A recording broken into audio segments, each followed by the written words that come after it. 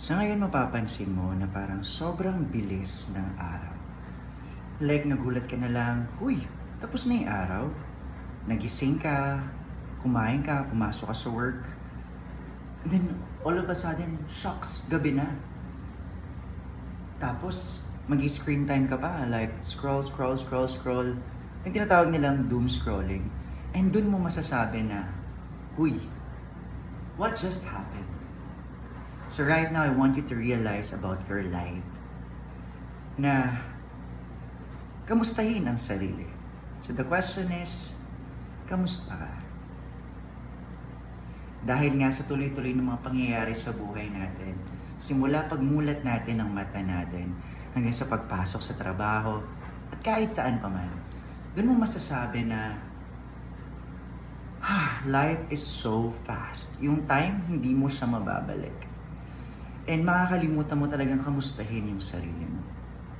So ngayon, I'm going to give you a chance to stop and breathe.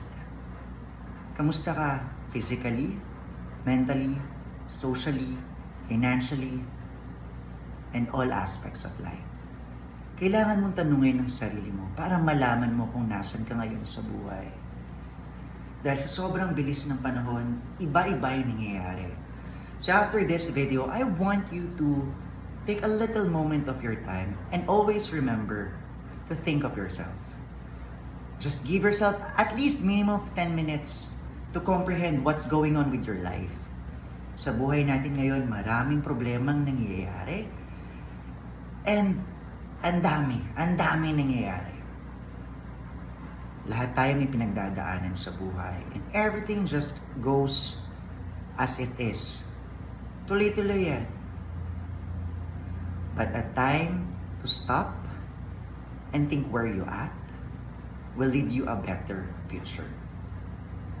Again, if you'll give time to yourself to stop and think about what's going on with your life, it will lead you to a better future.